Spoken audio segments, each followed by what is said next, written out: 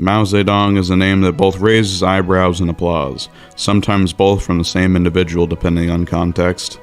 Mao Zedong and his Communist Party of China seized power through revolutionary struggle in 1949, officially establishing the People's Republic of China, chasing the rival Kuomintang across the strait and then into Formosa, now Taiwan.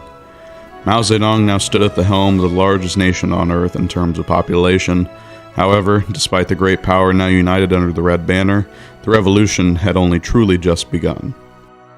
While China today is much different than the China of Mao, the philosophy of Mao was carried on by a litany of famous revolutionaries, including J.M. Sison, C. Mazumdar, and A. Guzman, all interpreting and applying the experiences of Mao and his cadre to their own revolutionary situation. And this itself is truly the heart of Maoism, that is, the elevation of practice to the ultimate form of knowing. This too is where Maoism and the theory of contradiction ushered in by Mao built upon the seminally influential dialectical materialism of Marx and Engels. While contradiction was not new to dialectical materialism, a wave of mechanist thought had, at the time of writing the perennial works On Practice and On Contradiction, swept the Soviet Union, the then bastion of the theory of dialectical materialism. Led by Bukharin, specifically named by Mao in the aforementioned works, this mechanistic theory of materialism relied upon the substitution of dialectics for empiricism, becoming popular amongst those who favored the theory of formal logic over dialectics. Lenin would highlight Bukharin's mechanism in Everything But Name, critiquing Bukharin's insistence on combining both the political and the economic, an example of empiricism in practice, in the work, once again on the trade unions.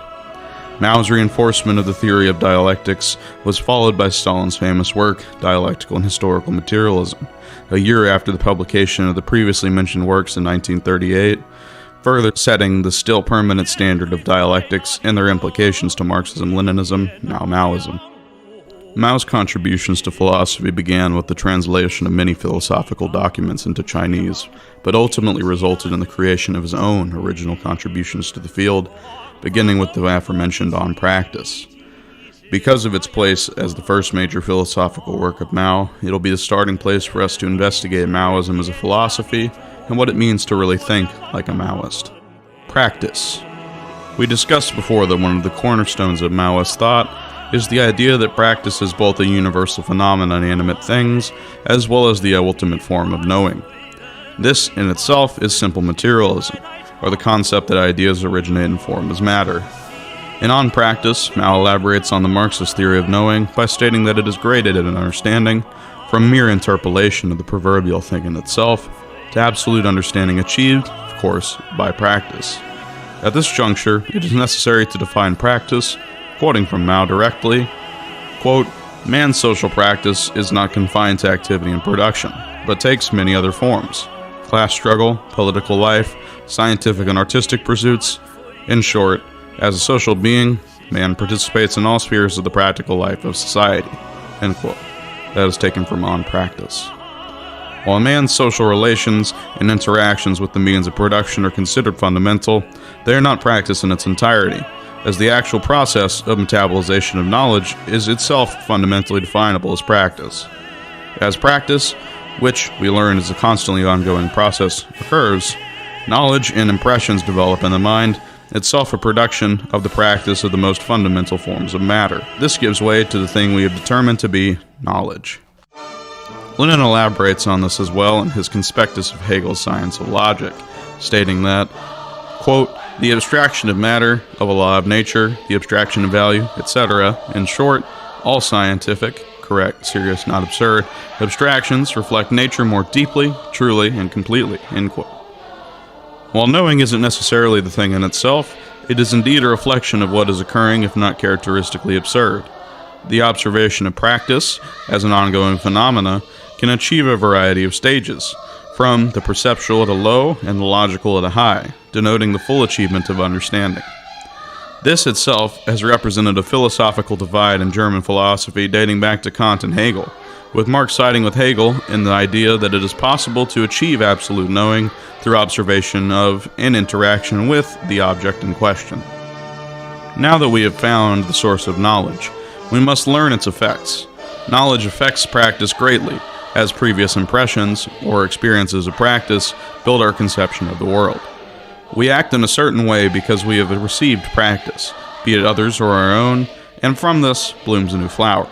Practice continues creating new knowledge, negating the old, as the only way something itself can be new is if it contradicts the old in form.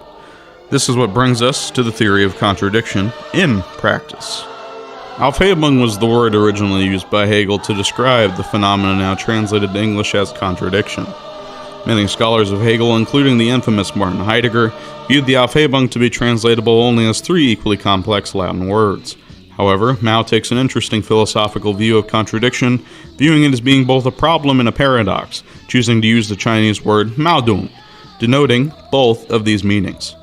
As you can see, defining what we call a contradiction is something that many scholars have struggled with Mao's definition being a particularly succinct and favorable one for practical use. Mao's use of the term contradiction can itself be interpreted in many ways, but we will be using in particular the aforementioned one. A paradox is an impossibility, or something that simply cannot exist, negated by the laws of nature itself. Simply put, it is undefined in its conclusion and simply unknowable. Now, you ask, how does this apply to the idea of contradiction? Contradictions are paradoxes, in the sense that two things of the same type cannot coexist. Even reflections aren't perfect, being backwards projections of the object itself, with no object on Earth having the ability to be replicated to the exact atom. Mao views two objects in this state of overcoming as being a paradox, something that is in a state of incongruence with nature until it is resolved. A quote from Mao containing a quote from Engels described this. Quote, Engels said, quote, motion itself is a contradiction, end quote. Lenin defined the law of unity of opposites as, quote, the recognition, discovery, of the contradiction mutually exclusive, opposite tendencies in all phenomena and processes of nature, including the mind and society. Are these ideas correct? Yes, they are. The interdependence of the contradictory aspects of present things and the struggle between these aspects determine the life of all things and push their development forward. There is nothing that does not contain contradiction. Without contradiction, nothing would exist. This quote is taken from On Contradiction. Contradiction is the basis for motion, which is the basis for all things, making everything a contradiction. This is where questions of time and space come into play, with questions of whether the present can truly exist. While not addressed in either of the aforementioned works, an expansion of this thought will be provided later.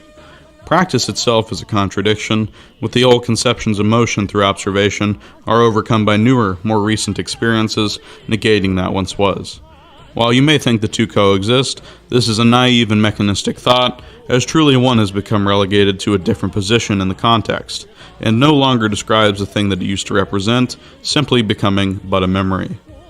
The phrase often heard, the unity of opposites, is used by both Lenin and Mao to describe dialectics, itself being a contradictory phrase, as true opposites cannot really exist. Mao states that opposites may, under certain conditions, coexist within the same object, but this is meant in a paradoxical sense, referring to how the motion the object is currently partaking in is spawned by the resolutely contradictory forces within the object. Hegel similarly describes this in the Introduction to Phenomenology of the Spirit, utilizing the example of a flower bud to describe the various stages of overcoming achieved by contradictions within an object. Now that we have briefly covered both the theories of contradiction and practice, we must describe how these two fundamental things expand into Maoist thought in general. Buzzwords such as, quote, self-criticism and, quote, two-line struggle, or even the ubiquitous, even in bourgeois circles, quote, protracted people's war, are all blossoms off the tree of contradiction and practice, being variable implementations of contradiction and practice in particular practical situations. In the case of self-criticism, a failure of practice is observed, standing in contradiction with the ideal. When reality conflicts with ideas, reality always wins, leading to the overcoming of failure through self-criticism. Self-criticism isn't something that you can only do in a struggle session under pressure from your comrades.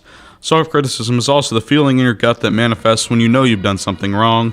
Self-criticism is simply the mind's knee-jerk reaction to failure. As for two-line struggle, it is simply the state of overcoming that must occur consciously in a party through the line of the proletariat overcoming the line of the bourgeoisie. These two lines stand in conflict by their very class nature, as demonstrated by Marx's corpus, and one must overcome the other in order to achieve its goals. It itself is a call to practice, stating that it is the goal of the proletariat to overcome the bourgeois line of practice, avoiding opportunism when possible. Both of these theories are fantastic examples of how Mao's philosophy may be distilled down to the key elements of contradiction in practice, demonstrating how Mao and his cadre were able to apply these key observations of their own practice to achieve both knowing and therefore physical success. This brings us to our final discussion, that being the practical application of Maoist ideas in theory. As I mentioned earlier, we are going to apply the theory of contradiction in practice to determine whether the quote present truly exists. The present itself is a theory that is hotly contested in philosophy, with some consensuses being invariably different than others. Using Mao's theory, we will discover the practical truth of the matter. From practice, we know that our minds observe moments in time that can be individually captured by equipment such as cameras, meaning that they are truly reflections of reality. At the same time, we know that things such as the past and future are relational objects, being only defined by their relationship with the so-called present. This is when the revelation hits us, that the present is simply the meeting point of the past and future, both being intuitive forces within an object, generating a paradox and progressing the motion of reality.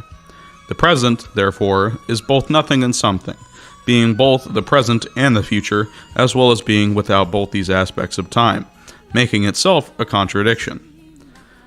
This was an example of the application of Maoist dialectical logic to a situation, showing one of the many ways its analysis can be used when looking at a situation.